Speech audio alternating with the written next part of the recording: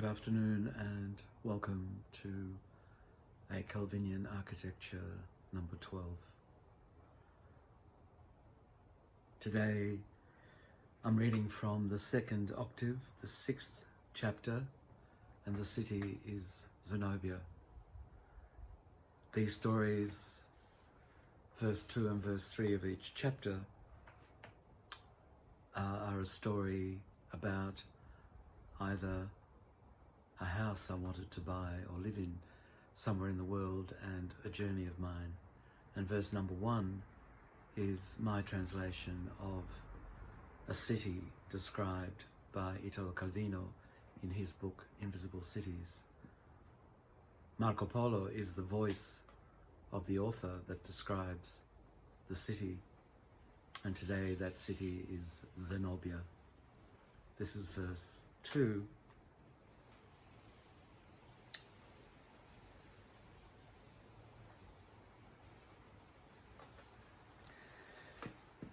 My parents married in Trieste on May 20, 1945, a few days after the signing of the treaty which signalled the end of the conflict in Europe. They spent their wedding night on a couch at the foot of my grandparents' bed, and their few guests slept on the floor of that single-room apartment. For the next 11 years, until the day we left for Australia, each evening they would make up that couch as their bed. Early on a spring morning in 1957, I watched the black and gold Max furniture truck come to a halt outside our gate in North Brighton.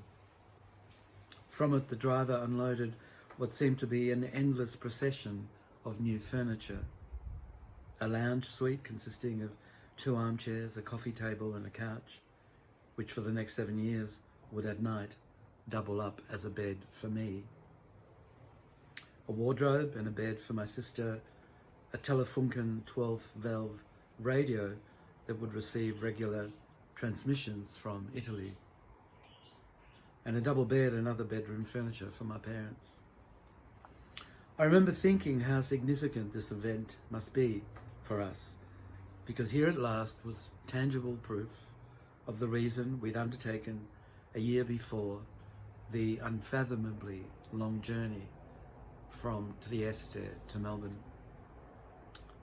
Pyramids glowing in the sunset as we glided through the Suez Canal, my uncle's lonely tomb at Aden, the legless leper dragging his torso at dawn along the dusty pavement in Colombo.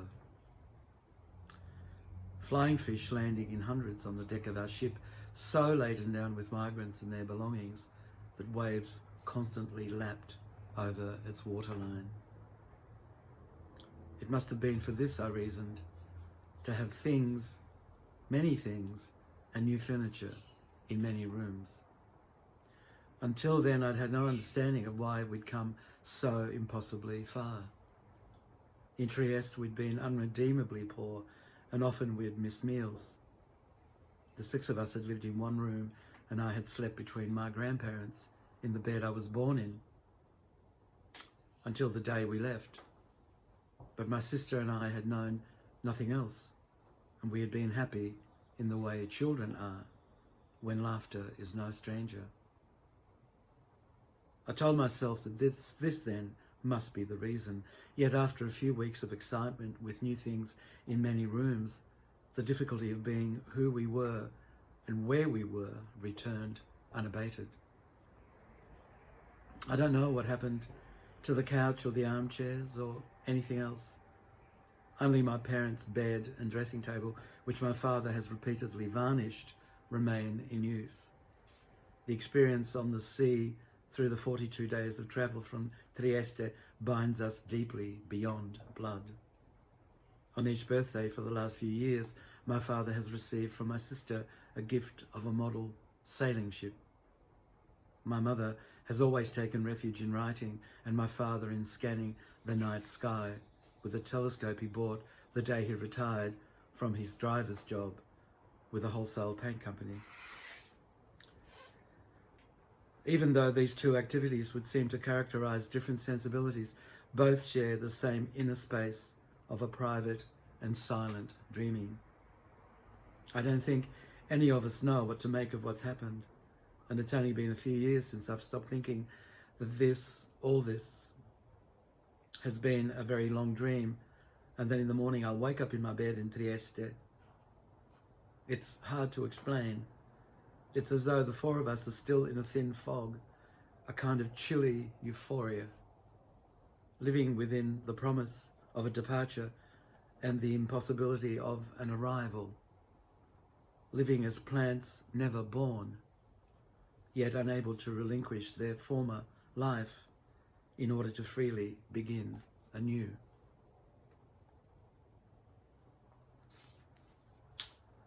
Verse 3. Early one evening on the winter solstice of 1995, my daughter called me from a public telephone. Her voice was faltering, and I instantly knew that she had arrived on this longest night of the year at the entrance to the dark wood in her life. In vain I searched for words of comfort, thoughts and strategies that would bring her momentary relief.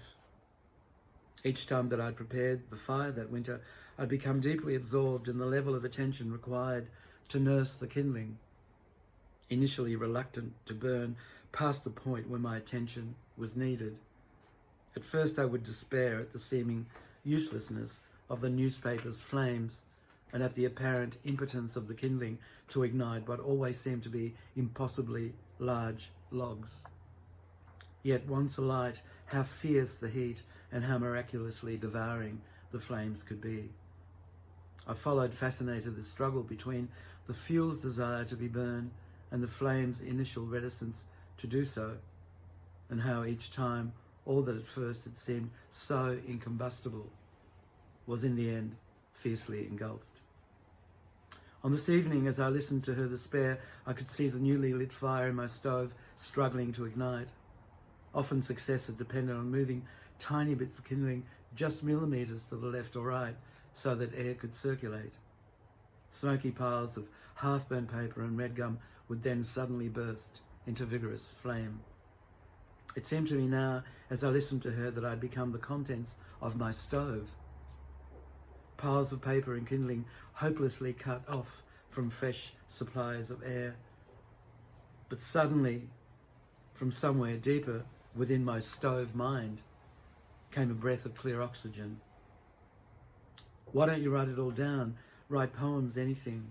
I'll do some drawings and we'll put something together, something that can make sense. Maybe this is why it's happening, so you can make more sense of it all. After that, she wrote every day. Most evenings, she would call and read the day's work over the phone to me. As a result of that clear breath, the kindling ignited, and the little book came into being, perhaps as residue, a manifestation, even, of fire's potential for heat. A fire at first reluctant to ignite, but then brightly burning, fueled by wonderment and bewilderment in the face of the paradox that is our constant companion. The coexistence within us of both our desire to be consumed, to be fuel, and our fear at the subsequent prospect of losing all we know. For to freely allow oneself to be consumed implies acceptance of the transcendence of form. Nothing less than an act of great courage is required in order to renew ourselves. For we can only transcend the illusion of form by giving up our rights to the world as we know it. What else is necessary then for a liberation from illusion other than the courage required to allow oneself to be consumed?